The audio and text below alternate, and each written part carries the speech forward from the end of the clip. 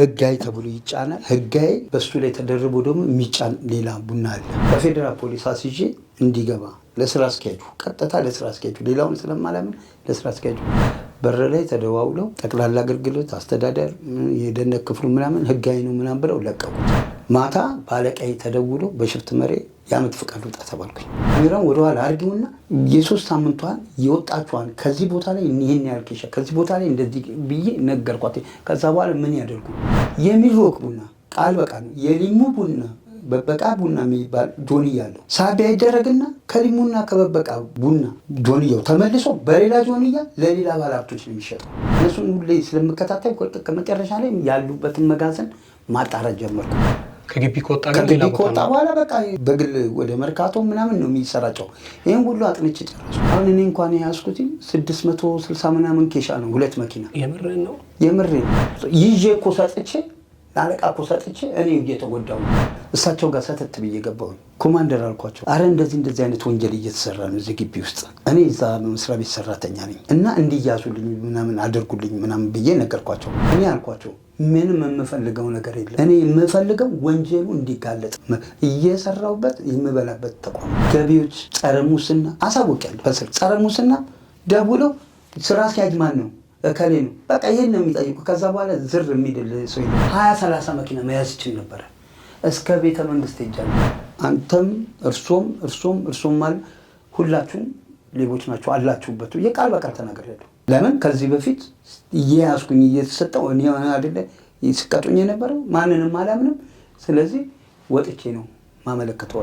ዶክተር ጀማል መስማት አለበት እኮ ምለው በእርግጠኝነት ነው። ሙሉ መጋዘኑን በልተውታል። እባክህ ይሄ ግቢ እየተዘረፈ ነው፣ እባክህ ለዶክተር ጀማል ንገርና ይሄ ነገር እንዲቆም ብዬ ቃል በቃል ተናግሬያለሁ።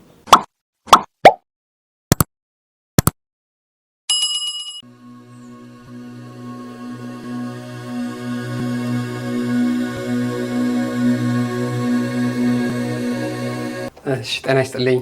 ሰላም ነው? እንዴት አለ? እግዚአብሔር እንኳን ደህና መጣ። እንኳን እንተዋወቅ እስኪ መጀመሪያ። ስሜ ገብረስላሴ ተስፋ ይባላል። መልካም። ከየት አካባቢ ብቅ አልክ ዛሬ እኛ ስቱዲዮ? ምን እግር ጣለህ?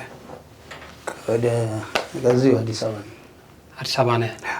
ምንድን ነው ዛሬ እኛ ቢሮ እግር እስቲ ቢጣለህ ጉዳይ? አዎ እኔ ቅሬታ ለማቅረብ ነው። ሆራይዘን ቡና ማዘጋጃና ማከማቻ ድርጅት ውስጥ ሰራተኛ ነበርኩኝ። የሼሁ ማለት ነው? አዎ የሚሮክ አንዱ እህት ኩባንያ ነው። እሺ። እና እዛ ውስጥ ከ2003 እስከ 2015 ሰራተኛ ነበርኩ በጥበቃ ስራ ላይ። 2012 ላይ ያለው የግቢ ውስጥ የሚደረጉ ድርጊቶች በጣም በቃ ድርጅቱን የሚጎዳ ነገሮች ነው። አነስተኛ በቃ ደረጃውን ያልጠበቀ ዘረፋ ተጀመረ። ዘረፋ ማለትም በትንሹ ነበር። በ10 ኪሎ በ20 ኪሎ ምናምን ነበር እየወጣ ቡና ያወጡና ይወስዳሉ ያለ መውጫ። ሆራይዘን ማለት ቡና ብቻ ነው የሚያመርተው? ቡና ብቻ ነው። ምንድነው ኤክስፖርት ያደርጋል? ኤክስፖርት ያደርጋል። ሆራይዘን ለማን ነው ቡና የሚያስረክለው? ለቡናና ሻይ ነው ወይስ ቀጥታ? የባለሀብቶችን ሁሉ ያስበጥራል። ማበጠሪያም ነው። ማበጠሪያ ያለው የራሱ የድርጅቱ ቡና አለ። የራሱ የእርሻ ሊሙ በበቃ ኢትዮ አግሪ ሴፍት የሚባል ድርጅቶች አሉ፣ ሲስተር ካምፓኒዎች ማለት ነው። እዛ ውስጥ በእኛ የራሱ ሲስተር ካምፓኒ የምንሰራው ስራ አለ። ሲስተር ካምፓኒ ያበጥራል፣ የመጋዘን ኪራይ፣ የፓርኪንግ አገልግሎት ይሰጣል። እና 2012 ላይ ኮረና ነበረ። ኮረና በነበረበት ሰዓት ስራ አስኪያጅ አስተዳደር ምናምን አይኖሩም።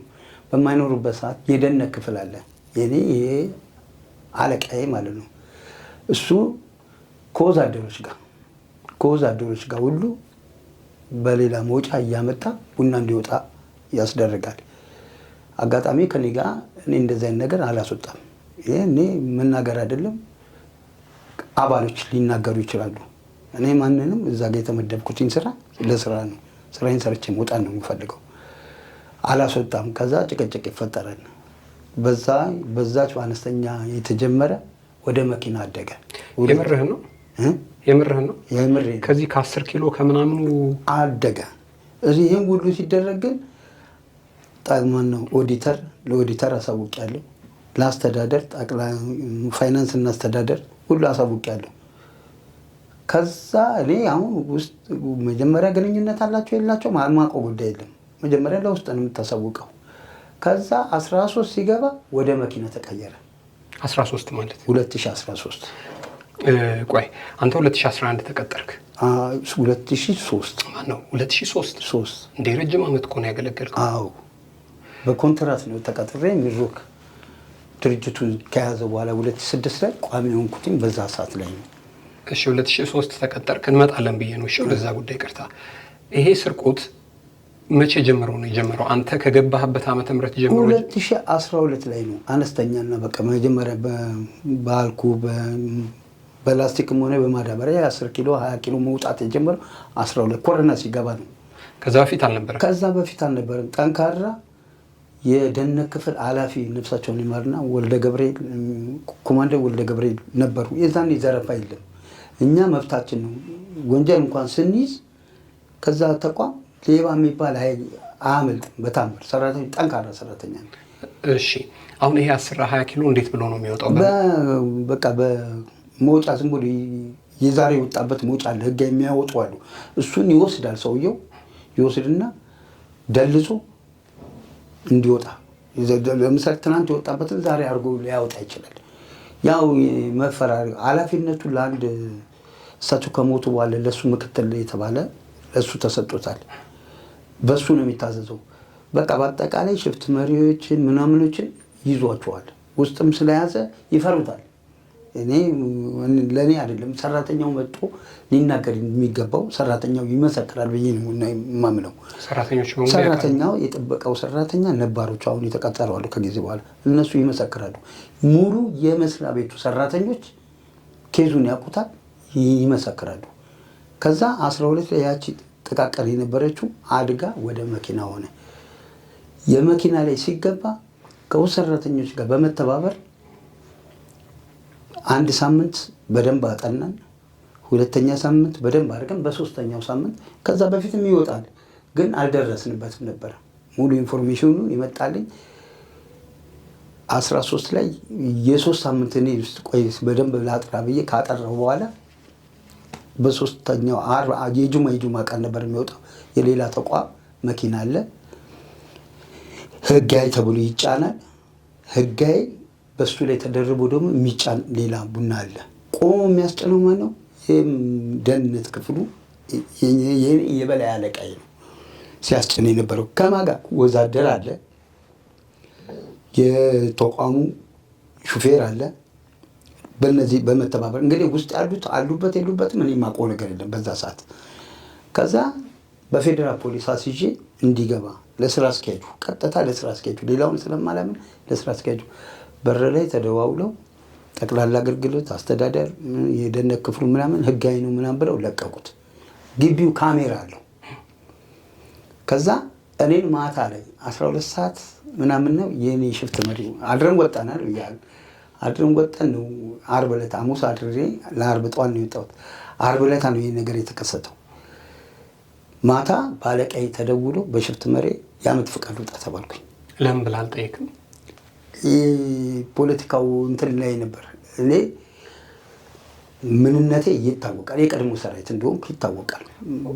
በተቋሙ ይታወቃል። በቃ ያው እነሱ የሚፈልጉት ነገር ስለሆነ እሺ አልኩኝ። 12 ቀን ነው ምናምን 2012 ወጣሁ። 2013 4ኛ ወር ይሁን 5ኛ ወር ላይ ነው ውጣ ያሉኝ። 13ቱንም ውጣ ሲሉኝ አልወጣም አልኳቸው። ለምን እኔ ብታመም ፍቃድ እፈልጋለሁ ችግር የለም አልወጣም አልኩኝ። ከዛ መጥሪያ ከወረዳ 7 ንፋስ ስልክ ላፍቶ ወረዳ 7 የሰላምና የጸጥታ ክፍል እነሱ ያመቻቹት ምንድነው እኔን በሌለውበት ለመክሰስ ነው። ከሰሱኝ። እንደውም ያሉኝ ተቋም ሊያፈነዳ ነው ብዙ ነገሮች ነው። እሱ እዛው ክሱ እንትኑ ላይ አለ። የዋል ተላላኪ ነው መረጃ ሰጪ ነው ምናምን ብለው ከሰሱኝ። እነሱ መጡ፣ መጥሪያ ሰጡኝ። ሄድኩኝ፣ አወሯቸው። እነሱን አስረድቻቸው ጉዳዩን እንደውም ክሰስ ብለውኝ ነበረ። እንደዚህ ነው ትክክለኛ መረጃ አለ ማስረጃ አለኝ። ከዛ ለቀቁኝ። እነሱ የፈለጉት እንድታሰር ነበረ። ለቀቁኝ። ወጣሁ። ከዛ ስራዬን እየሰራው ስራ አስኪያጁ ጋር ገባሁ። ስራ አስኪያጁ ጋር ገባሁ። ምንድነው ምናምን ሲሉኝ ይሄ እንደዚህ ነው፣ ግቢ ውስጥ ሌብነት በዝቷል። አይደለም ዋናዎቹ ኮንትራት ሰራተኞች በቃ ግቢው በሌብነት ተጨማሪ። ለምን ያውቃሉ ኮንትራት ሰራተኞቹ እዛ ጋር የሚደረገውን ድርጊቶች እያንዳንዷን ነገር ያውቃሉ። ዘረፋ ነው። ስለዚህ እንደዚህ ነው። ለምን እንዴ እኔ እኮ መጥቼ እንደዚህ ካሜራ የሌለው መስሏቸዋል። ፋይናንስ እናስተዳድረው ቃል በቃል ከኔ ጋር ነው ጭቅጭቅ የጀመረችው። አንተ ወይ በተንኮል ነው ምናምን። ተንኮል አይደለም። ወደኋላ ካሜራውን ወደኋላ አድርጊውና የሶስት ሳምንቷን የወጣችኋን ከዚህ ቦታ ላይ ይሄን ያልከሻ ከዚህ ቦታ ላይ እንደዚህ ብዬ ነገርኳት። ከዛ በኋላ ምን ያደርጉኝ? ከዛ እሺ በቃ አመሰግናለሁ በጽሁፍ አድርግ ብላ በጽሁፍ ሁሉ አስገብቻለሁ። ከዛ ዝም ብዬ ቁጭ አልኩኝ። ወር ጠበቀው ለኔ ደብዳቤ ነው የተሰጠኝ። ወር ከ15 እንደዚህ ነው በቃ ደብዳቤ ነው የሚሰጠኝ። ሁሌ ደብዳቤ ነው የሚሰጠኝ። ይዤ በሰጠው ቁጥር ደብዳቤ ነው የሚሰጠኝ። ከዛ እኔም አለቃችሁም ብያቸዋለሁ። አሁን ምንድነው በቃ ውስጥ ሰዎች እንዳሉ አወቁኝ። ከዛ መጨረሻ ላይ በጣም እንትን ስል ቡና የሚሮቅ ቡና ቃል በቃ ነው የሊሙ ቡና በቃ ቡና የሚባል ጆንያ አለው። ሳቢያ የሚባል ነገር አለ። ውድ ቀን ማንም ሰው አይገባም። ሳቢያ ይደረግና ከሊሙና ከበበቃ ቡና ጆንያው ተመልሶ በሌላ ጆንያ ለሌላ ባለሀብቶች ነው የሚሸጠው። ሌላ ባለሀብቶች የሀገር ውስጥ ነጋዴዎች አሉ። በደላሎች ግቢ ውስጥ የሀገር ደላላ ላይ ያለው እየተገለበጠ የድርጅቱ ቡና ይሸጣል። አሁን እኛ ጋር ሲመጣ የድርጅቱ መውጫ አለው። መውጫ ይሰራል። ሪጀክት ሲወጣ የት ነው ቡናና ሻይ ትሄድና ከቡናና ሻይ የሚሰጡ እንትን አለ። ለምሳሌ ዛሬ የሚወጣ ከሆነ ቡናው ከ2 ሰዓት እስከ 10 ሰዓት ነው ቡናው መንቀሳቀስ የሚችለው። እነሱ ያንን አያመጡልህም። ምን ያደርጓል? አንድ ጋይ የሆነ እንትኖች አሉ። ምንድነው የጉዳይ አስፈጻሚ የአንድ ቡና ላኪ ጉዳይ አስፈጻሚዎች አሉ። እነሱ ያወጡበትን በዛ መኪና ታርጋ ያወጡበትን ኮፒ እያደረጉ ይሰጠዋል። አንተ ብቻ እየለቀለቅ ታስወጣለህ። እኔን በር ላይ እንዳሉ በቃ እኔ ደግሞ እነሱን ሁሌ ስለምከታተል ከመጨረሻ ላይ ያሉበትን መጋዘን ማጣራት ጀመርኩኝ። ይህን ሳደርግ ገንዘቤን ከስክሼ ነው። ቁም ነገር ነው የምነግርህ። የት ቦታ ላይ ይራገፋል ማለትም የት ነው ሰው የምትይዘው ነገር አለ። በዛ መሰረት መብራት ኃይል፣ ወርቁ ሰፈር፣ ላፍቶ ምናምን አጠናው። መጋዘኑ ጋር መሄድ ብቻ ነው ያቃተኝ እንጂ እስከሚሄደው ቡናው የት ነው መግባት የሚገባው? ቀጥታ ምርት ገበያ ነው የሚለው። እኔ መዝግቤ ነው የማስወጣው። ሳስወጣ የከሌ ቡና ይላል፣ እመዘግባለሁ። የት ነው ከግቢ የሚወጣለ ምርት ገበያ ይላል። ምርት ገበያ የት ነው ያለው? አቦ ጋር የኢትዮጵያ እርሻ ሰብል አለ አይደል? ጨረታ እዛ ነው። ኢሴክስ ማለት ነው። ኢሴክስ አጫርቶ ነው መሸጥ የሚገባው። እዛ ይሄዳል። ከዛ እዛ ተብሎ ይወጣል። ከወጣ በኋላ ቀጥታ የት ነው የሚሄደው? በየስርቻው ነው የሚሄደው። ከግቢ ከወጣ በኋላ በቃ የሚሄደው ወደ በግል ወደ መርካቶ ምናምን ነው የሚሰራጨው። ይሄን ሁሉ አጥንቼ ጨረስኩኝ። እናንተ ጋር ግን መውጫው ሲወጣ መዳረሻ ብሎ የሚጽፈው ግን አለው። መውጫ ዶክሜንት አለ የሚመዘገብ። ኢሴክስ ነው እዛ ኢሴክስ ነው የሚለው። ወደ ኤክስፖርት ከሄደ ኤክስፖርት ይላል እዛው ላይ። ከዛ እሱን ሁሉ አጠናውን። ሁነኛ ሰው መፈለግ እንዳለብኝ አሁን 14 ገባል። 14 ላይ ስንገባ እስቲ ቆይ አልኩና እዛው ፌደራል ፖሊስ ጋራጅ አለ። ከዛው አጠገብ እንዴት ነው አንዳንዴ የሚደረገው ነገር የሚያምህ እንደ ሰውኛ ያምሃል። በቀን 10 መኪና 7 መኪና 5 መኪና ነው የሚወጣው። 5 ተሳቢ ነው። በዛ ላይ ሼልቶ የሀገር ውስጥ ጭነቶች አሉ። ካላብረስ ምናምን ነው የሚጫነው። 10 ይወጣል። ሰኞ ቀን 10 ሊወጣ ይችላል። ስንት ኬሻ ሊሆን ይችላል በግምት? አንዱ አሁን እኔ እንኳን ያዝኩት 660 ምናምን ኬሻ ነው። 2 መኪና። የምሬን ነው። ቆይ እንደው 600 ምናምን ኬሻ አንዱ ኬሻ ምን ያህል ሊሆን ይችላል በዋጋ ደረጃ እንገምተው ብንል? እኔ አሁን 600 ምናምኑን ተሸጠ ተብሎ ሲነገረኝ በመንግስት ጨረታ መጨረሻ ላይ ስለሱ እዛ ላይ ደርስበታለሁ እንጂ እንደ ሂሳቡ እነግርሃለሁ። ቆይ ወደዛ ላይ ባልደርስ እና እንደየመኪኖቹ ጭነታቸው በደንብ ነው የሚጫኑት። ካላብረስ አለ፣ ኔትሪዎች አሉ። ያ በቃ እነሱ ጭነት ነው የሚጭኑት። እና ምን አደረኩኝ? ሁነኛ ሰው ትፈልጋለህ?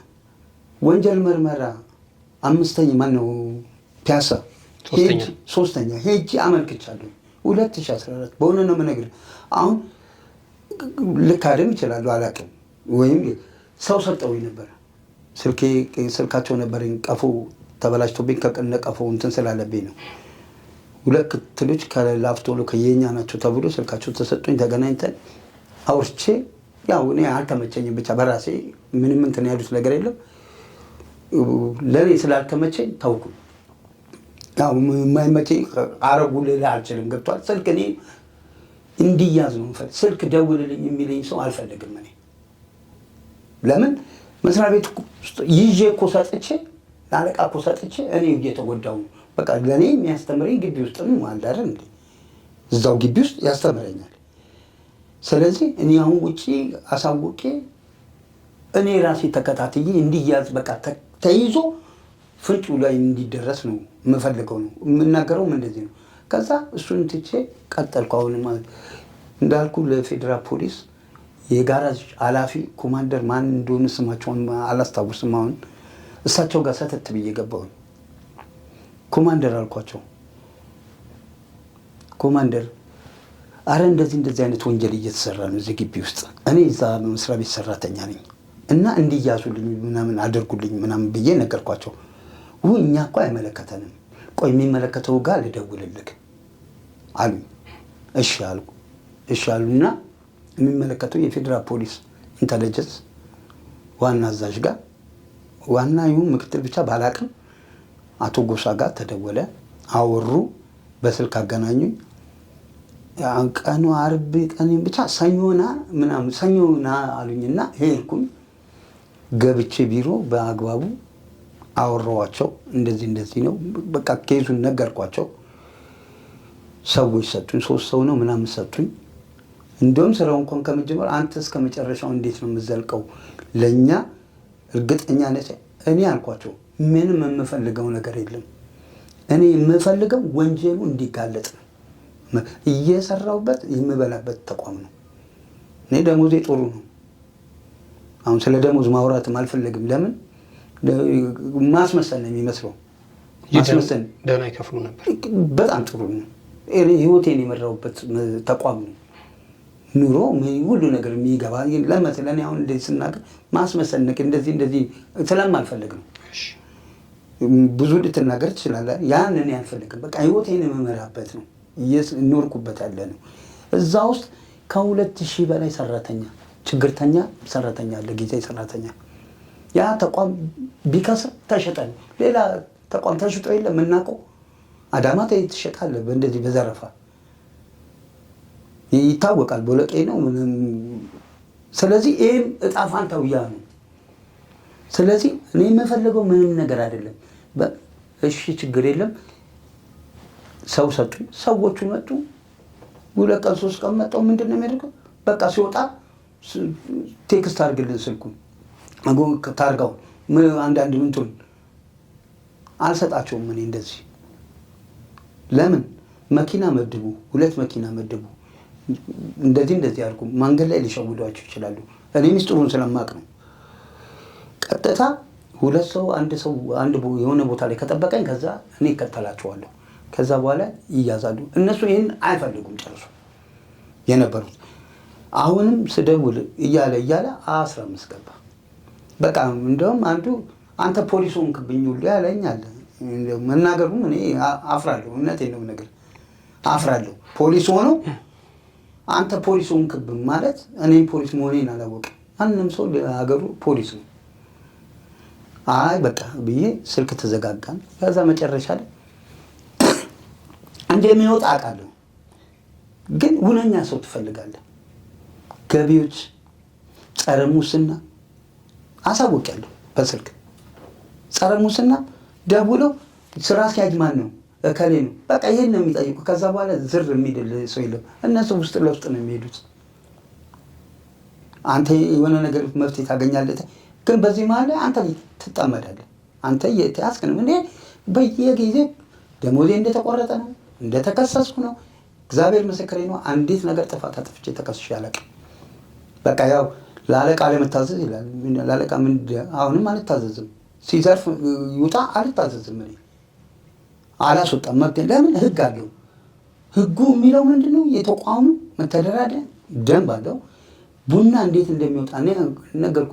በመንግስት እያለ ነው የማውቀው መስሪያ ቤቱን ማለት ነው። በመንግስት እያለ ነው። በግልም ቢሆን አይቻልም። ዶክተር ጀማል ይሄ መጣው በቃል ይውጣ ማለት አይችሉም። ስራ አስኪያጅ ይውጣ ማለት አይችልም። በቃ ይሄ ለምን ህጉ አለ እና በዛ እያለ ይሄን ሁላ ሳውቄ አልቻልኩም። መጨረሻ ላይ ጠዋት እያወኩኝ ያ ውጭ ሆኜ ነው መያዝ የምፈልገው እንጂ ውስጥ መያዝ አልፈልግም።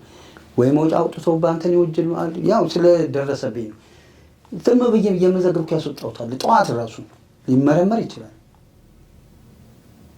ከአቅም በላይ ሌባ ከሌባ ተደባብቆ በ10 ደቂቃ ውስጥ ተጭኖ የመጣ መኪና ላይ ነው ከእንደገና ጨዋታ የተነሳው። እንደውም እኔ አንተን አሁን አስቀጥቼ የመኪናውን ይዤ እወጣለሁ ምናምን ብሎ ዝቶብኝ ሄደ። አላስወጣም። የኔ የደህንነት ክፍሉን ደወለ። አላስወጣም አልኩት። ለቅርብ አለቃዬ ደውሎ ነገረው። ገብርኤል አንተ አልፈህ ተቀመጥ አልኩት። ያውቃል ኬዙን ሽፍት መሪ ያውቃል። ያው ይፈራሉ። አልፈርድባቸውም። በርግጥ አንተ አልፈህ ተቀመጥ አልኩት። መኪናውን ንዳው ብሎት አስተዳደር ጠቅላላ አገልግሎት የደህንነት ክፍሉ ምናምን መጡ። እኛ ኃላፊነቱን እንወስዳለን ሲል ምን ስለሆነ የምትወስዱት? ሌባ ከተያዘ በኋላ ኃላፊነት የምትወስዱት ምን ስለሆናችሁ? አይወጣም አልኩኝ። መኪናውን ንዳው ሲሉት መኪናው ላይ ተንጠልጠይ ምስክሮች አሉ። እዛው ጥበቃው ላይ ያለ የኔ አባሎች አሉ። ተንጠልጠየ ትዝ ላይ ምን መንጠልጠል አይጠበቅብኝም። በሩን አዘጋሁትና አንድ ሰው ይህ መኪና ቢወጣ ሁላችሁም ብዬ እዛው ቆሙ። በፌዴራል ፖሊስ ኢንተለጀንስ ደወልኩ። ከዛ አረ እንደዚህ ግርግር እየፈጠሩብኝ ትንሽ ሰዓት ስለቆዩብኝ ግርግር እየፈጠሩብኝ ነው ስል ከፌዴራል ፖሊስ ከጋራጅ ሰው ላክልኝ አልኩኝ። ለአቶ ጎሳ ላኩልኝ ምናምን ስል እሺ አሉና ከማነው ከጋራጅ ኮማንደር ማን እንደሆነ አላውቅም ከዋርድያ ጋር ሰው ተላከልኝ። ከዛ ቆመ መኪናው። ክትትሎቹ እስኪመጡ ክትትሎቹ መጡ። ከመጡ በኋላ ቢሮ አስገቧቸው። ቢሮ ምን እንደተነጋገሩ የማውቀው ነገር የለም። ተነጋገሩ። ስልክ ሰጠው ግን ወጡ። ከተነጋገሩ በኋላ ስልክ ሰጡ። እኔን ሰኞ ቀጠሩኝ። ሰኞ ሄጄ ያለውን ማስረጃዎች ያው መግለጽ ስለሌለብኝ ነው እዚህ ጋር ሊሸፈን ስለሚችል ያለኝ ማስረጃዎች ለፌዴራል ፖሊስ ሰጥቼ ተነጋግረን ወጣ። ካንካኑ ምርመራ ይገባሉ ስል ካንካኑ ወር ሞላው። ከወር በኋላ ቢሮ ጠሩኝ። እኔን አለቆች ጉዳዩ ካለቀላቸው ከጨረሱ በኋላ ጠሩኝና እንዴ ለውጭ ሰው ታሳልፈህ ትሰጣለህ? ለአቶ አስተዳደር አለ ምናምን ሲሉ እኔ ቃል በቃል ነው የምናገረው። አንተም እርሶም ማለት ሁላችሁም ሌቦች ናቸው አላችሁበት የቃል በቃል ተናግሬያለሁ። ለምን ከዚህ በፊት እየያዝኩኝ እየተሰጠው እኔ አይደለ ይስቀጡኝ የነበረው ማንንም አላምንም። ስለዚህ ወጥቼ ነው ማመለከተው አልኩኝ። ለዛ ነው ያመለከትኩት። እዚህ ብቻ አይደለም ለዶክተር ጀማልም ጽፌላቸዋለሁ። እንደውም ቃል በቃል ብያቸዋለሁ። ለዶክተር ጀማልም ጽፌያለሁ። በሰው ሁሉ ልክ ያለው የሚቀርባቸው ሰው ልክ ያለው ግን አልደረሳቸውም። በእርግጠኛም 100% አልደረሳቸውም። ከዛ 40 ቀን ሲደርስ በ40 ቀኑ ተጠርቼ ደብዳቤ ተሰጠኝ ከስራ እንድባረር። ምንም አልመሰለኝም። ተቀብዬ ወጣው። ለሰዎቹ ለክትሎቹ ስደውል ስልካቸውን አያነሱልኝም። ስደውል አያነሱልኝም። መጨረሻ ላይ ሄጄ ስጠይቅ ምን አግኝተውብህ ነው ያባረሩክ? ቃል በቃል ነው። እኔ አሁን ስለሌሉ መናገር እኔ አሁንም አፍራለሁ። እንደኔ ምን ስህተት አግኝተውብህ ነው ያባረሩክ? ምን ስህተት ያገኙብኛል? ምንም ስህተት ያገኙብኝ የለም። እንደውም አልኳቸው ይህን ነገር ልክ ከመጠየቄ በፊት ግን በሳምንቴ ስማቸውን ለሚዲያ ባልጠቀመው ደስ ነው የሚለኝ አንድ የፌዴራል ፖሊስ ኮሚሽነር በጣም ትልቅ ሰው እውነተኛ ሀቀኛ ሰው መርቶኝ ነግሮኝ እሳቸው ጋር ሂድ ተብዬ እሳቸውን አፈላልጌ እሳቸው ቢሮ ገብቼ ሄጄ ጉዳዩን ነገርኳቸው። ስማቸውን ለሚዲያ መጠቀም ስላልፈለግኩኝ ነው። ሄጄ ነገርኳቸው። ቃል በቃል እከሌ ጋር ደርሳል። አዎ እንደውም ተደዋውለው ሁሉ ተነጋግረዋል። ከዛ እኔ ነገ መያዝ እችላለሁ፣ ችግር የለብኝም፣ ነገ መያዝ እችላለሁ። ስልክ ተሰጣጣን፣ ወጣን። በማግስቱ 2 መኪና ራሴ ኮንትራት ታክሲ ይዤ ተከትዬ ከኋላ ሰዎች ተላከልኝ። ወደ 15 ፌዴራል በ2 ፓትሮል ነው የተላከልኝ። የአፍሪካ ህብረት ስብሰባ ነበር ወቅቱ። ከስብሰባው ላይ ተልኮልኝ ከነመጋዘኑ ከነምኑ 844 ኬሻ ተይዞ ይኸው የያዘልኝ አካል ደብዳቤ ሰጥቶኛል። እጄ ላይ አለ። ይዘዋል? አዎ ይዤዋለሁ።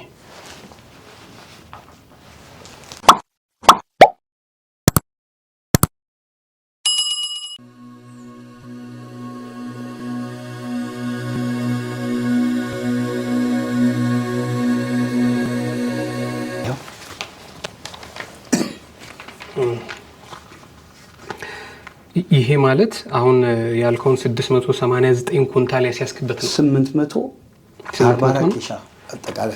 እስቲ ቆይ ምንድነው የሚለው? ለፌዴራል ፖሊስ ፋይናንስ ንግድ ነክ ወንጀል ምርመራ ጉዳዩ ጠቋሚዎችን ስለማሳወቅ ይላል። ከላይ በርዕሱ ለመግለጽ እንደተሞከረው በቀን 08/06/2015 ዓ.ም ከአቶ ገብረስላሴ ተስፋዬ አብርሃና ከአቶ አብዮት ጌትነት ተገኝ በተሰጠን ጥቆማ ከበላይ አካል በተሰጠ ትዕዛዝ መሰረት በአቃቂ ቃሊቲ ክፍለ ከተማ ወረዳ 7 ልዩ ቦታው ቀጠና 6 ኢንዱስትሪ መንደር ከቀኑ 9 ሰዓት ከ15 ሰዓት ላይ ወይዘሮ ሀቢባ አሊ መጋዘን ግቢ ውስጥ በህገወጥነት የተጠረጠረ ቡና የጫነ ኮድ 3 ኢቲ ታርጋው ቁጥሩ 19969 እስካኒያ መኪና ሹፌር አቶ ብሩክ ፔሌ ይላል እዚህ ላይ 155 ኩንታል ቡና አራግፎ ሲወጣ የተያዘ እንዲሁም ደግሞ ኮድ 3 ኢቲ ታርጋ ቁጥሩ 01253 ኒሳን ዩዲ መኪና ሹፌር አቶ ጌታውን ከበደ 689 ኩንታል ቡና ለማራገፍ ሲል ተጠርጣሪዎች ከንብረቱ ጋር መዋላቸው ይታወቃል። በመሆኑም ከላይ የተገለጸውን ህገወጥ ቡና በመከታተል እንድንይዝ ጥቆማውን የሰጡን አቶ ገብረስላሴ ተስፋዬ አብርሃና አቶ አብዮት ጌትነት ተገኝ መሆናቸውን በአክብሮት እንገልጻለን። ከፖሊስ ከጠቅላይ መምሪያ ነው የተጻፈላችሁ? የፌዴራል ፖሊስ የጥበቃና የምናምን ኃላፊ ነው። ኮማንደር ሽፈራው ነጋሽ ምክትል አዛዥ ናቸው። ስለዚህ ይህንን 800 ምናምን ኩንታል ላስያዛችሁበት ነው የተሰጣችሁ ቀን? ይሄ የተሰጠን። ከአንተ ጋር አብዮት ጌትነት ተገኝ ማን ነው አለ? እሱ እንዲታወቅ አይፈልግም። እኔም ራሴን ያሳወቅኩት ለምንድን ነው? እኔ ያው ስለምታወቅ ነው በጉዳዩ ላይ። ይሄ ሲያዝ ራሱ ተደበቅ ተብያለሁ። ቡናው ሲያዝ እኔ አልደበቅም። ለምን? እኔ ብዙ ነገር አይቻለሁ፣ እታወቃለሁ። ያቆኛል ሰል እንደሚያቆኝም አውቃለሁ። ግን ባወቁኝ አላወቁኝ አይደለም። በቃ እኔ አልደበቅም ብያቸው ነው። ለአቶ ኮማንደር ሽፈራው እና ምክትላቸው መሰለኝ አብረው ነበሩ። ተደበቅ ለደህንነቴ እንትን ብለውኛል። በታምር አልደበቅም ብዬ ጋር ነው ራሴ እንትን ያጋለጥኩት። አዎ ይሄኛው ግን እንዲታወቅ አልፈልግም። ይሄን ካደረክ በኋላ ምንድን ነው ድርጅቱም እውቅና አልሰጠህም ጭራሽ? ይሄን ተባረሬ በሳምንቴ ነው ያዝኩት። ከድርጅቱ ከተባረርክ በኋላ ነው በሰባተኛው ቀኔ ለኮሚሽነር ስም መግለጽ አይለብኝም ቤት ስላልኩ ነው ለኮሚሽነር ነገርኩኝ። በማግስቱ ይሄ መኪና ተያዘ። ባባረሩኝ በ8ኛው ቀን ነው ይሄ የተያዘው። የተሰጠህ ደብዳቤ ስትባረር ምንድን ነው የሚለው? እሱ ላይ አለ የስነ ስርዓት እርምጃን ይመለከታል የሚለው። ይሄ በየአመቱ የተሰጠኝ ነው። በየጊዜው የተሰጠኝ ነው። የግፍ ግፋቸው ይለ አሁን እዚህ ጋር በ2013 ሐምሌ ላይ አንድ የስነ ስርዓት እርምጃ ይመለከታል የሚል ደብዳቤ አለ። ቡናውን ያስያዝኩት ውስጥ እዛው በፌደራል ተይዞ ይግባ ብዬ በር ላይ የለቀቁት ጊዜ ይሄኛውን የሰጡኝ ነው። ለምን እንደዚህ ታደርጋለህ? በሱ አይናገሩ። በቃ ለአለቃ አለመታዘዝ ነው የሚለው። ጫት በመቃም መጠጥ በመጠጣት እሱ አሽሽ። እኔ እግዚአብሔር ምስክሬ ነው፣ መጠጥ አላውቅም። እኔ ድርጅት ውስጥ ያለ ሰራተኛ ሊመሰክርልኝ ይችላል። እኔ አልናገርም። እኔ መጠጥ የሚባል አሁንም ድረስ አላውቀውም። አጠጣም በእውነት ነው የምነግርህ። እሺ ከዛ ደግሞ 2013 መጀመሪያ 05 ላይ ተሰጥቷል፣ ጥር ላይ ተሰጥቷል። በዚህ አመቱ እያንዳንዷ በአንድ አመት ሁለቴ ነው የተሰጠው። ቆይስቲ እያንዳንዷ ከኔ አሁን ብናገር አያምርብኝም። ለምሳሌ እኔ መድረኩን ስለያዝኩ ነው። እኔ ምስክርነቴ ሰራተኛ ተጠይቆ በአግባቡ ሰራተኛ ያሉ ሰራተኞች አሉ፣ ጡረታም ይወጣሉ። ሰብሰብ ብሎ ትላልቅ ሽፍት መሪዎች አሉ። በቃ ሀቀኛ ትክክለኛ ሲያሰሩ ነው የነበረው። እነሱ ተጠርቶ እንዲጠየቁ ነው የሚፈልገው። ለምሳሌ እኔ መድረኩን ስለያዝኩ እኔ ብሶተኛ ነኝ ብዬ መናገር የማልፈልግበት ምክንያት ስላለኝ ነው። ያንን ምለው ለምን እንደሆነ ተቀር አው ተበድያለሁ ምን ብዬ ልናገር እችላለሁ አይደል? በድዬም ሊሆን ይችላል በሚል ማለት ነው። እኔ ሰራተኛው የሆራይዘን ቡና ማዘጋጃ ሰራተኞች እንዲመሰክሩልኝ ነው የምፈልገው። እኔ ነገርኩ እኮ 14 ላይ ምን አገብቶኝ ነው እኔ ዶክተር ጀማልን እንፈልጋለሁ ብዬ በቅርብ የሚቀርባቸው ጋራጅ አለ እዛ ግቢ ውስጥ ጋራጅ ዳንኤል ማን ያባታቸውን ስም ባላቅም ለዳንኤል እባክህ ይሄ ግቢ እየተዘረፈ ነው፣ እባክህ ለዶክተር ጀማል ንገርና ይሄ ነገር እንዲቆም ብዬ ቃል በቃል ተናግሬያለሁ። እያለቀስኩ ያወራሁበት ጊዜ አለ በስልክ። ቁም ነገር ነው የምነግርህ። እንባ የሚመጣ ሰው ሲሞት አይደለም እኮ የሆነ ነገር ውስጥ የሚገባ ነገር አለ። የሚደረገው ድርጊት በጣም የሚያሳዝን ነው። ሰራተኛውን አባርራለሁ ሁሉ ነው የሚባለው። ኤጀንሲ ይቀጥላሉ 50 ምናምን እንጠበቃለን። 50 ምናምኑን በቃ የባንነበት ሲመጣ ኤጀንሲ እንድንቀጥር ብሎ እኮ ማን እንደከለከላቸው አላውቅም። ከልካዩ ማን እንደሆነ ባላውቅም ማለት ነው። አይሆንም ተብሎ ነው። ኤጀንሲ ከሆነ በፈለጉ እንደፈለገ መውጫውን ትሰጠዋለህ፣ ማታ እንሰበስባለን። እኔ መውጫ ለምን ትሰጣለህ ሽፍት መሪ ይላሉ። ለምን እኛ የሚያድንን መውጫ ነው። የተደረገ ክስተት አለ። ቡናው ይውጣ ይባልና ይቆጣ በኋላ የቱን ቦታ ላይ ሊሸጥ ተብሎ የተያዛለ። ከኛ በፊት የነበሩ ሰዎች የደረሰባቸውን እያጫወቱን እየነገሩን እኔ ከነሱ ጋር ሰራ የነበረው። ስለዚህ መውጫ ተብላችሁ ትጠየቃላችሁ። መውጫውን ትይዝና መውጫውን መልሰ ላለቃ ትሰጠዋለህ። ያ መውጫ መልሶ ደግሞ ለዛ ይሰጠና በእጇ ዘር ይመጣላል። ነገርኩ የሚሰራው ምንም አያመጡም። ተቋም ውስጥ ስራ አስኪያጅ አለ። በዚህ ላይ ግን በጣም ይቅርታ አቶ ጌታውን የሚባሉ ስራ አስኪያጅ አሉ። ይኑሩበት አይኑሩበት አላቅም። ይህን ረግጬ ነው የምናገረው። ለእሳቸውም 50% እሰጣለሁ። አሉበትም እንዳለ የሉበትም እንዳለ ሁኔታ የሚታየኝ ነገር ስለሌለ ነው 50% የምሰጣቸው። ቃል በቃል ግን ለእሳቸው ነግሬያለሁ። 2 3 4 ጊዜ ገብቻለሁ እሳቸው ጋር ነግሬያቸዋለሁ። የሚቀጡኝ ሌሎች ናቸው። ከእሳቸው ጋር ስቀርብ እስቲ ይምጣ ብሎ እኔ ቃል በቃል ግልጽ ነው የምነግራቸው። ብዙ ነገር ብሎኛል። እሳቸውን አሉበትም ማለት አልችልም፣ የሉበትም ማለት አልችልም ስላላየው ማለት ነው። ሌላ ግን አስተዳደር፣ ፋይናንስ፣ ጠቅላላ አገልግሎት፣ የመረጃና የደህንነት የግቢ የደህንነት ክፍሉ ኃላፊ ዋናው ለግቢው ሌብነት መስራቹ እያንዳንዱ ሌብነት ውስጥ እሱ እንዳለ ነው የምነግርህ። እኔ አሁን ምን ኮሚሽነር ደንበላሽ ናቸው መሰለኝ የፌዴራል ፖሊስ አሁን አይደል ያሉት። እሳቸውን ራሱ ማግኘት እፈልጋለሁ። እኔ እሳቸውን ማግኘት እፈልጋለሁ። ለምን ብዙ ነገሮች በፌዴራል ፖሊስ በመለዮ ለባሽ ስም እየተበላሹ ያሉ ስራዎች አሉ ግቢ ውስጥ። አዎ የተሸፈኑ 2012 አይደለም ከ14 ጀምሮ እኮ እስከ 16 እኮ ብዙ ነገር እዛ ግቢ ውስጥ ሲደረግ ፌዴራል ፖሊስ ያውቀዋል። ይህንን ኬስ ፌዴራል ፖሊስ ያውቀዋል ስልም የሚመለከተው ከኔ ጋር የተገናኙ ሰዎች ያውቁታል። ያ ሁሉ ኪሳራ በእነዚህ ሰዎች ነው። እኔ አንድ ቀን አውቄ መጥቼ ስነግር ባለው መረጃ መሄድና ተከታትለ ያን ጉዳይ ማስያዝ ነው ያለበት። እነሱ ግን ብሶበት ነው። ከነሱ ከነገርኳቸው ደረታቸውን ነፍተው ነበር ሲሰሩ የነበረው። ቡናና ሻይ አሳውቂያለሁ። ቡናና ሻይ አሳውቂያለሁ። እንግዲህ እኔ ምን አግብቶኝ ነው ቡናና ሻይ ማሳውቀው? ቡናና ሻይ ሲሄድ እኮ ገንዘብ አወጣለሁ አይደል እንዴ?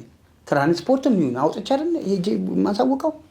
ቡናና ሻይ ሄጄ ጸረ ሙስና በአካል ሄጄ ደውለውልኝ መጀመሪያ በስልክ ነው ያወራሁት። ስልክ አወራን።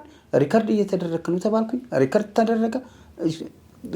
መረጃው ምስክር እሱ እኔ ችግር የለም ነይ ብቻ ሴት ነች አነሳች እሻል ተቀረ። ከዛ በኋላ ደውሎ ስራ አስኪያጅ ማን ነው የሚለው በቃ ስራ አስኪያጁን ብቻ ነው የሚፈለገው ማለት ነው። ከዛ በኋላ ምን እንደተደረገ የማውቀው ጉዳይ የለም። ቡናና ሻይ አሳውቂያለሁ እንደዚህ እየተደረገ ነው። የወረዳ 7 ፖሊስ ጣቢያ ራሱ ኮማንደር ጋር ከነሱ ጋር ማውርቻለሁ። በቃ አይመችም። እኔ አሁን ኮማንደር ማነው ደፋር ነው እሳቸው ወሰዱኝ። ሁለቴ ሁሉ እንድታሰር ተደርጊያለሁ። ከዛ አሁን ከመታሰሬ በፊት ራሱ ሁለቴ እንድታሰር ተደርጌ ስማቸውን አሁንም አልጠራም። ኮሚሽነር ናቸው ተደዋውሎ ያስፈቱኝ። ሁለተኛው ኮማንደር ሽፈራው ናቸው ያስፈቱኝ። እውነተኛ አቀኛ መሆነ ስለሚያውቁ ይታወቃል። በቃ እንደ የወረዳ 7 ፖሊስ ጣቢያ ሁለት ሆነው አንዱ የተናገረኝ ንግግር አለ። እኔ አሁን ስሙንም አላውቀውም። ምን አባክ አገባክ ቃል በቃል መክሰስ ያለበት ባለቤቱ አለ መጥቶ እሱ ለምን አይከስ ምን አባክ አገባክ ከዚህ ከሳሪስ ከቡና ቦርድ አካባቢ ጠፋ አለበለዛ ምንድነው የክስ ቻርጅ ነው ምን አደራጅቼበት አስገባለሁ ቃል በቃል ነው ያለኝ። ቃል በቃል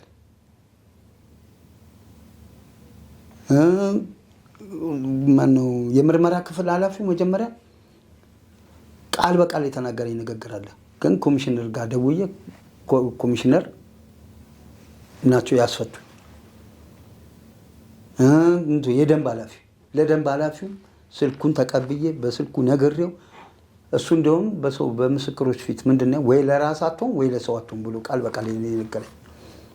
እኔ ምን እንደሆነ አላውቅም። እንግዲህ የተቀጠሩ እኔ ተናግሬ ቃል በቃል ማንም ሰው ስራ አስኪያጅም ሆነ አስተዳደር አንድ ንብረት ይዞ ሲወጣ ከመያዝ ወደ ኋላ አይደለም ብያቸዋለሁ። ቃል በቃል ነው። እኔ መደባበቅ አይደለም።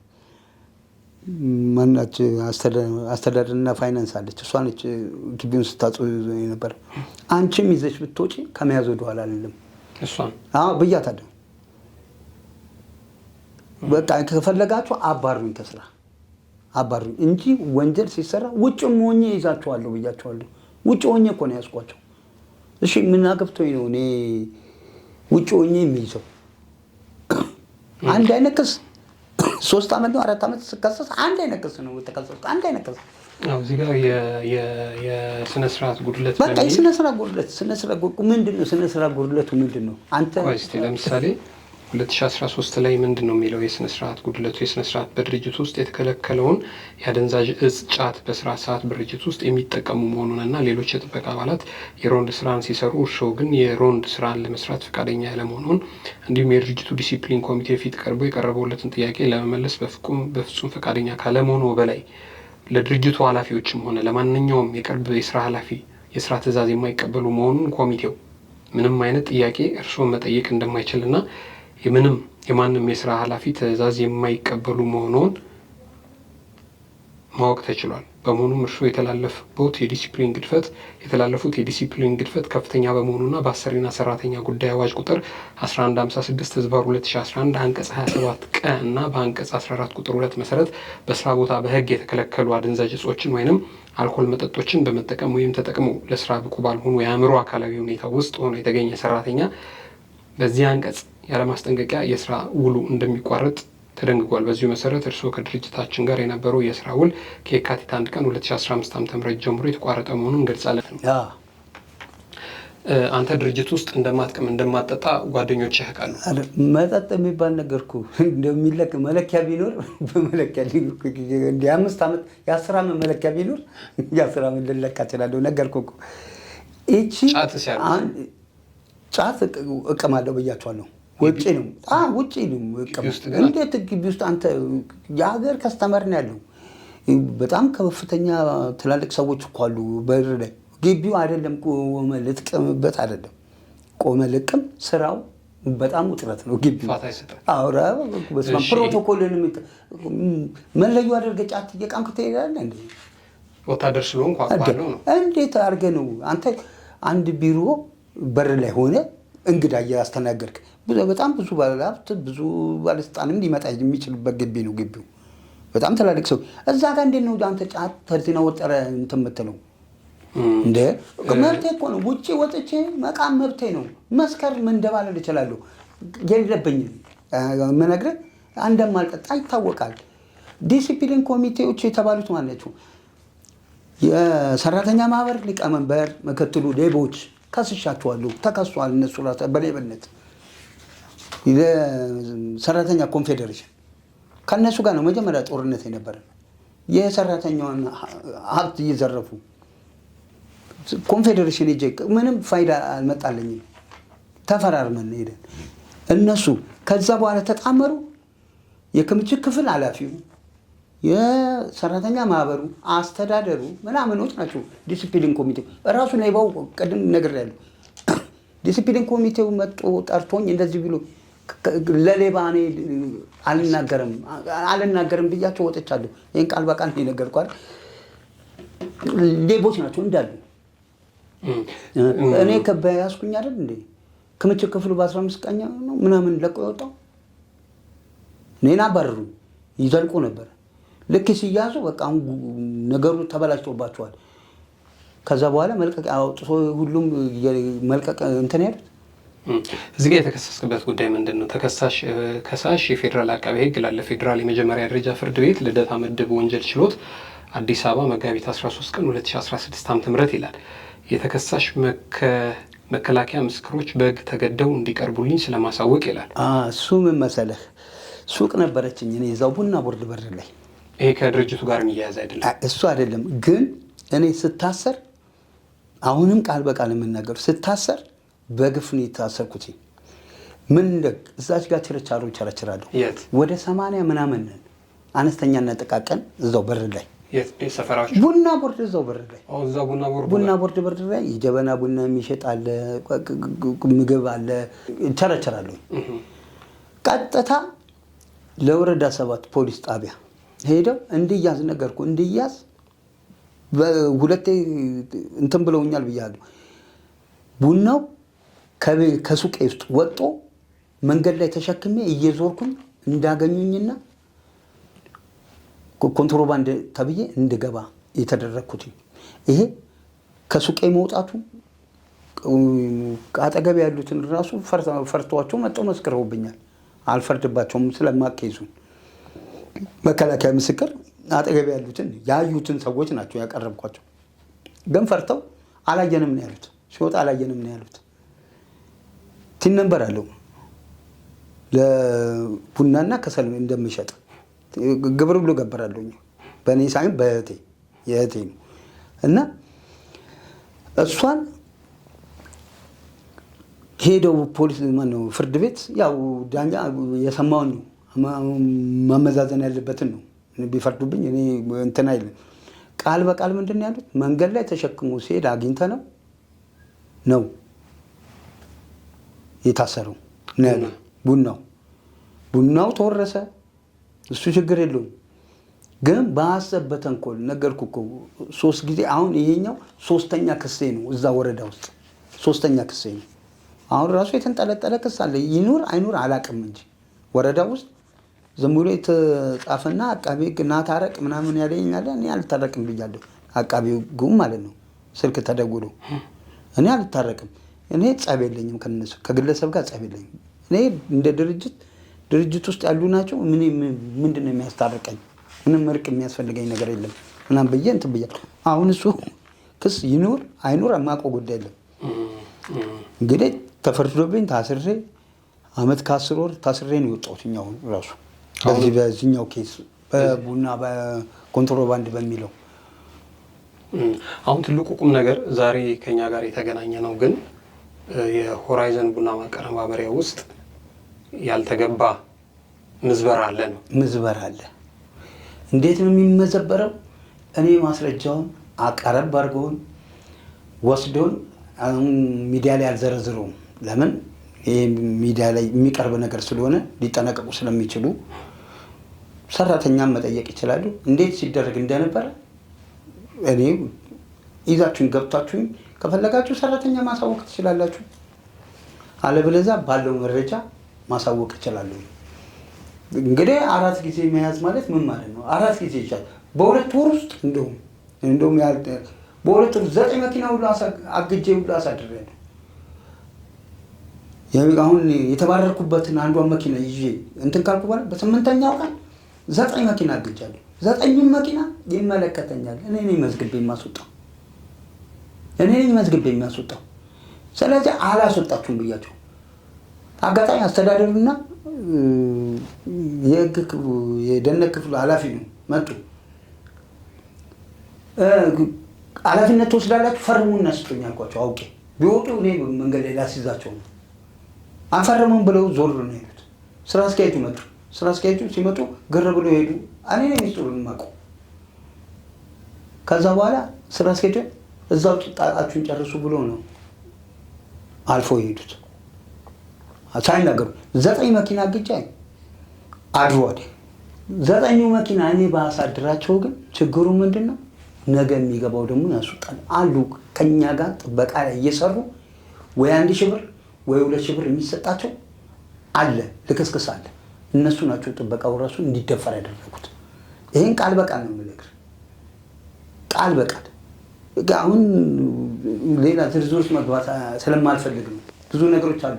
እኔ ዶክተር ጀማል ይሄንን ነገር እንዲሰው እኔ ነፃ እንዲያባርሩ ችግር የለብኝም ስለ አይቸግረኝም አይደለም። እሳቸው ይስሙት። ሌላ ብዙ ነገሮች አሉ፣ በጣም ብዙ ነገሮች አሉ። እሳቸው መስማት ያለባቸው ብዙ ነገሮች እንዳሉ ነው። እስቲል አሁን ድረስ ሌብነት እንዳለ አውቃለሁ። እኔ እስር ቤት ሆኜ ሁሉ ይደርሰኛል።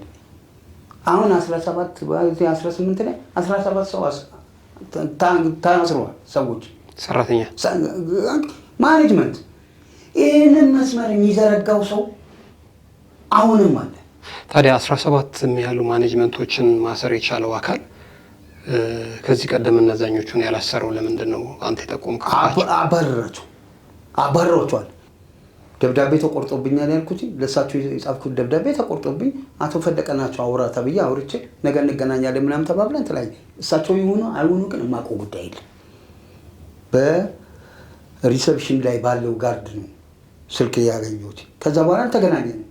ምንም አቶ ነፃነት መጣው አዲስ እንደተመረጡ ነው ቦርድ አሉ አይደለ? እንደተመረጡ አካባቢ ድርጅት ውስጥ መጣው እንትን ሲሉ ነፃነት የሚባል እንደዚህ ሲባል መኪናውን አሳዩኝ አልኩኝ። አሳየኝ። አቶ ነፃነት ብዬ አስቆሜ ነገርኩት። አሁን እዚህ ጋር የሚነገር አይደለም ብለ ቢሮ ቀጠረኝ። ቢሮ ገብቼ ሄጄ እያንዳንዷን ነገር ነገርኩት።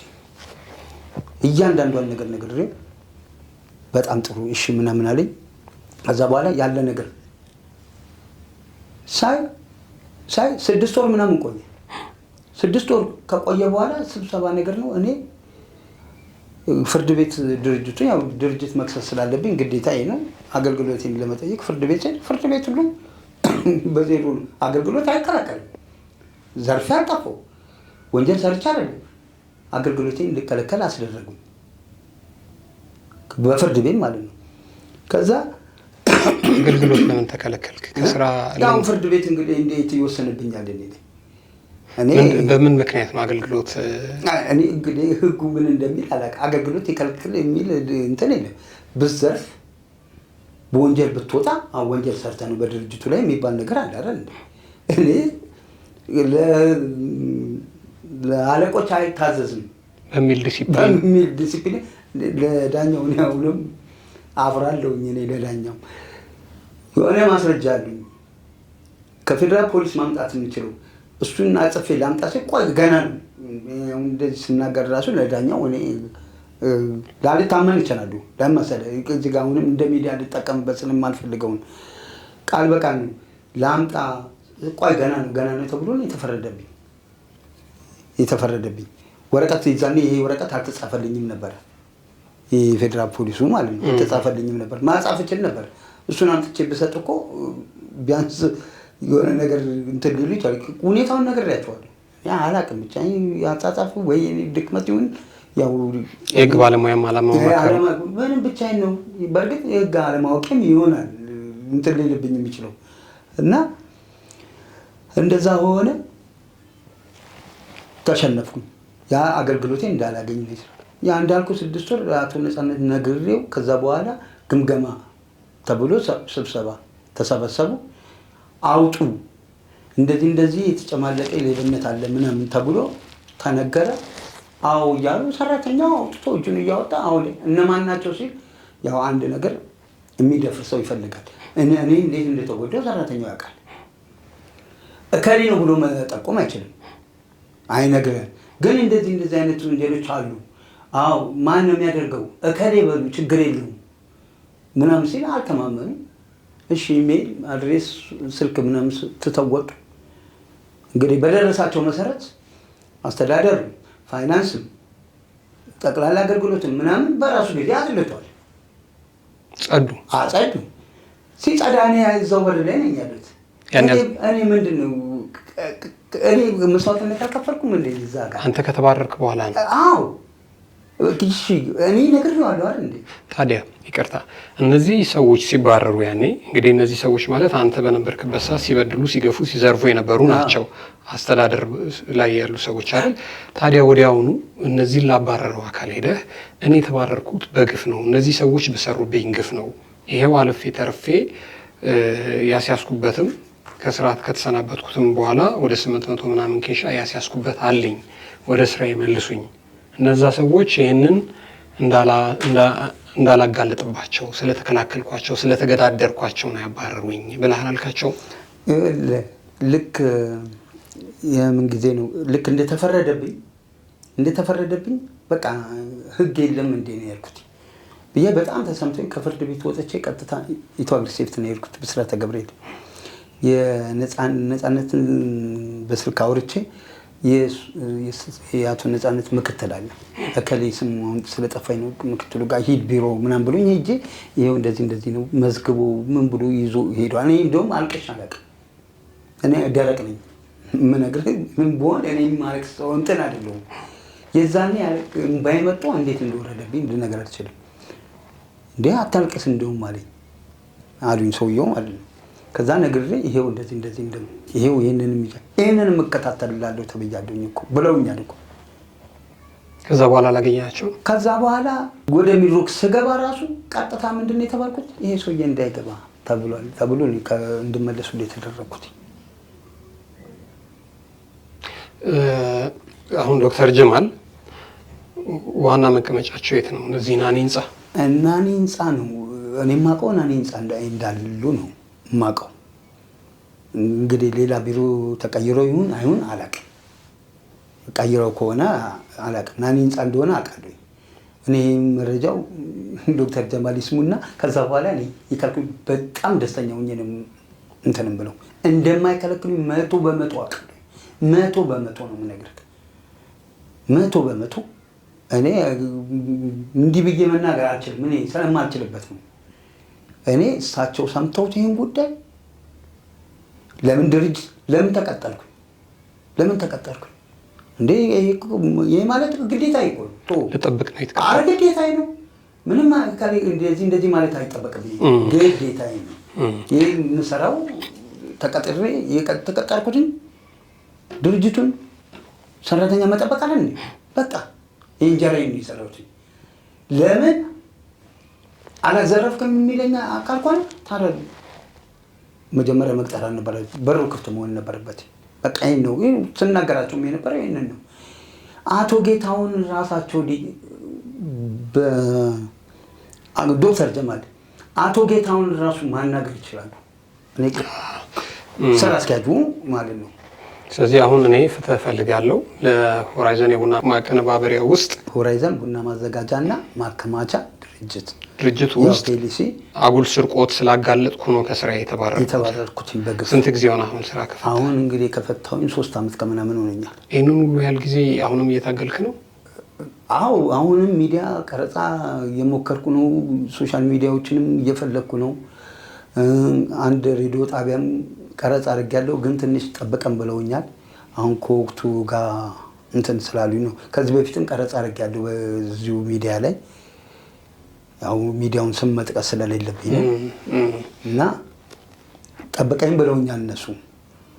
እና በተቻለኝ መጠን እኔ በግል የሚሆን ማድረግ ያለብኝን ከዚህ የበለጠ እንግዲህ ምንም መስዋዕትነት የሚመጣብኝ ነገር እንደሌለ። ታዲያ አሁን በምንድን ነው እየኖርክ ያለኸው? ያው ቤተሰብ አሮጊት እናት ጋር ተጠግቻለሁ። ትዳር የለህም? የለኝም። አይ መልካም ነው እንግዲህ እናንተ ያለ አቀኛ ሰው ዋጋ ይከፍላል።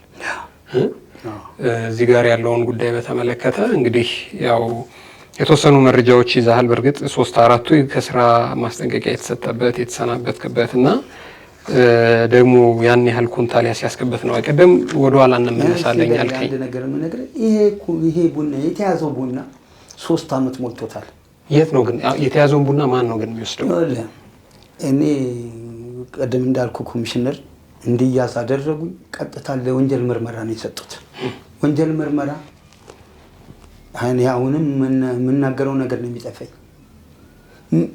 ወይ አልተመረመረ ወይ ምን አለ ወደ 19 ሚሊዮን 900 ሺህ ብር ተሽጧል ነው የሚባለው በወቅቱ። አዎ 3 ወር ምናምን ታስሮ ቡናው እንዳይበላሽ ተብሎ ተሽጧል። ቡናው ኦልሬዲ ቡናና ሻይ ያለበት ይመስለኛል። ፌደራል ፖሊስ የያዘው አካል አለ። ያው የሚመለከተው ክፍል በመንግስት ጨረታ ተሽጧል ነው የተባለው። እኔ የለውም ያው ተሽጦ ዝግ አካውንት ነው የገባው ይሄ ገንዘብ ያው ውሳኔ እስኪያገኝ ነው። እዚህ ላይ መርማሪ ለኔ ተንኮል ሲሰራብኝ ነበር በወቅቱ። በጣም ብዙ አጉላልቶኛል። ምን ብሎኛል ብቻ ምን እንደምል አላውቅም። አመት ምናምን ሞላው። ይሄን ወረቀት ሁሉ እንዳጽፍ ያደረገኝ እሱ ነበር።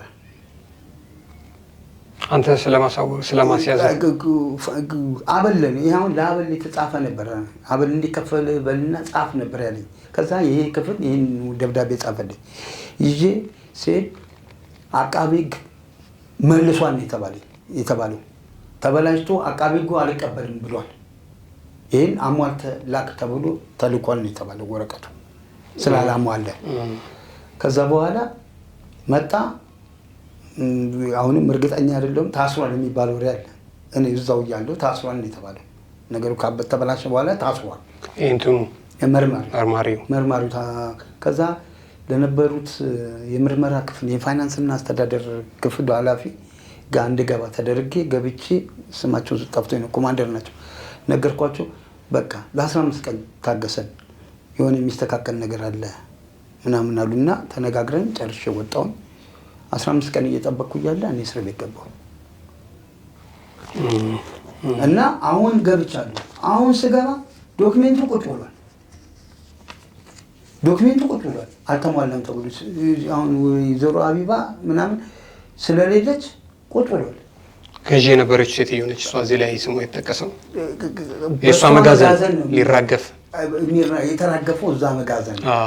ይሄ የእሷ አይሁን እኔ የማውቀው ጉዳይ የለም። እዚህ ላይ የሚገዙት እሷ ብቻ እኮ አይደለም፣ በጣም ብዙ ናቸው የሚገዙት። እንዴ ግን ሌሎች የተያዙ አካላት የሉም? ቡናውን እንደዚህ አውጥተው ሊሸጡ የነበሩት ሰዎች በወቅቱ ብዙ ቦታ እኔ ባክኛለሁ ብያለሁ። ብዙ ማን ያዝልኝ? ማንም የሚይዝልኝ የለም እንጂ 2 መኪና አልነበረ ምን የሚያዝም 20-30 መኪና መያዝ ይችል ነበር። እስከ ቤተ መንግስት ሄጃለሁ። ቤተ መንግስት ድረስ ሄጄ ኢሜል ተሰጥቶኝ ነው የወጣሁት። ኢሜል ጻፍ ተብዬ በጽፍስ በወቅቱ እደውልልሃለሁ ያለኝ የቤተ መንግስት ሰው አለ። እንግዲህ መልቀናው ምን እንደሆነ አላውቅም፣ ግን ቢሮ በር ላይ ጉዳዩን ጠየቁኝ። እንዲህ ነው ስል በቃ እንካ ብለው ኢሜል አድራሻ ምጽፍ በዚህ ብለው ሰጠው። እንግዲህ ታስሬ እኔ አሁን ከነመታወቂያ ያለው የት ነው? 5ኛ ፖሊስ ጣቢያ ውስጥ ያለው ከነንትማ ማለት ነው ከነ ኢሜሉ እና ነገር እኮ ቃሊቲ ጉምሩክ ሄጃለሁ ብያለሁ። ስልካቸው አለኝ ሂጄ ያወራሁበት ሊይዙልህ አይደለም። አንተ መረጃ ስትሰጣቸው እነሱ ሌላ ነገር እንግዲህ ስራዬ ብዬ ቃሊቲ ድረስ ሄጄ ተጉላልቼ እንደውም አላቆም ነበር ሄጄ አግኝቼ ቢሮ ገብቼ አውርቼ ሌሎች እንደዚሁ ከገቢው ነው ተብሎ ከሰው ጋር ኮኔክት አድርጌ ሄጄ መጋዘን አሳይቼ ለመያዝ በቃ አሁን መዘርዘር ጥቅም ስለሌለ እጅ ላይ ያስከውን ነገር ነው መናገር ያለበት እና 20-30 መኪና ነገርኩህ። እኔ ዶክተር ጀማል መስማት አለበት እኮ የምለው በእርግጠኝነት ነው። ሙሉ መጋዘኑን በልተውታል። እኔ እንደ አፍ ነው የምናገረው። ገብቶ ሰራተኛውን በአግባቡ እንዴት መጠየቅ እንዳለባቸው መጀመሪያ ይጠይቁኝ። ለምን ብዙ የሚፈሩ ሰዎች አሉ እዛው ውስጥ እኮ ስንት ሌባ ነው ያለው እንዴ! ኮንትራት ተሸካሚ ሌባ አለ። የሚገርም የተደራጀ እዛው ሌባ ነው ስለ ከነሱ ጋር የሚጨኑ እነሱ ወዛደሮች ናቸው። በርግጥ ሌቦች አይደሉም። የጫኑትን ያው ሚስጥሩን ያውቃሉ። አድርጉ ሲባሉ ያደርጋሉ፣ ይከፈላቸዋል። ግን ህጋዊ እንዳልሆነ ግን ያውቃሉ። የእንጀራ ጉዳይ ሆኖባቸው የሊሙ ቡና በጆንያ ተዘርግፎ የሊሙ ቡና ይወረወራል ባዶ ሌላ ጆንያ መጥቶ እንደሚገለበት ኮንትራት ሰራተኛ ያውቃል። መልካም እንግዲህ ይህንን ጉዳይ ባለፍ ገደምም ይሰሙታል ብለን እናስባለን። ደግሞ በሌላ መልኩ እንዲደርሳቸው የሚችልበትንም አጋጣሚ ደግሞ ይኖራል ብለን እናስባለን። እዛ ለመፍጠር እንሞክራለን። ግን እንዳልኩት ነው ለሀቅ ኑሮ በሀቅ ለሚሰሩት ስራ ቤተሰብ የማስተዳድርበት ነው እንጀራዬን የምበላበት ነው ብሎ በዚህ ልክ መታገል ተገቢ ነው እንጂ እኮ እንግዲህ የሚድሮክን ያህል ትልቅ ተቋም ብዙ ድርጅቶች አሉት። ቢበላ ባይበላ ምን አገባኝ እኔ ኑሮ ልኑር ብለህ ማለት ትችል ነበር አይደል? እኮ አንተም ማለት ትችል ነበር ነው። ለሱ የማንኪያም ያህል አይነሳበትም ነው ሌላ ሰው የሚልህ አይደል? ትልቁ ጉዳይ ግን የማንኪያ ያህል ተነሳ አልተነሳ ሳይሆን የእምነትና የስራ ዲሲፕሊን ነው። ይሄ ግዴታ ነው እንጂ መልካም ነው። ዞሮ እኔም ወንጀለኛ ነኝ። ለምን አንድ ነገር አለ እነሱ መውሰድ አለመውሰድን አትይ። እሱ በተጭበረበረ ወይ በወጣበት መውጫ አምጥቶ ለእኔ ሰጥቶኝ እኔ እዛ ጋር የተቀመጥኩት ሰውዬ መዝገብ አስወጣል እንደ የተባልኩት ኃላፊነት እኮ ተሰጥቶኛል። መዝገቡ ላይ ስሞላ የዛሬ ወር የወጣበትን መውጫ መዝገብ ማስወጣት ማለት ነገ የሆነ ነገር ቢመጣ ሌላ እንደዚህ ጠያቂ ሰው ቢመጣ ማን ያስወጣው? እኔ እንደግም እኮ ታዘህ ነው አለቃ ነው ግን ዙሮ ያዘዘው አይደለም። እሱ አዘዘኝ እኮ እምቢ ማለት ይችል ነበር። እምቢማ አልኩኝ። ግን እንደ ማንኛውም እሺ ብዬ በቃል ነው አይደል የሚያዘኝ ቃል ነው መዘገብኩት። በተሳሳተ መውጫ ዘረፋው ሄዶ ማንም ይሁን ብቻ ተቋሙ ወይ ጥሩ ሰው ይመጣና ይሄ ዘረፋ እየተካሄደ ነው ብሎ ተጋለጠ። እኔ ሳላጋለጥ ሌላ ሰው አጋለጠ ልበል። በማን ተራ ላይ ነው እየወጣ ያለው? ማን ነው የሚያስወጣው? ነገሩ ሲመጣ አንተ ላይ ነው እጄን ያሰረፍኩትን አይደለም። በምን አይነት መውጣት አስወጣ ብትባል ምንድን ነው የምትለው? ልክ ነው። በጣም ነው ከልብ አድርጌ የማመሰግነው። ክብር ይስጥልኝ። እናመሰግነው። ክብር ይስጥልኝ።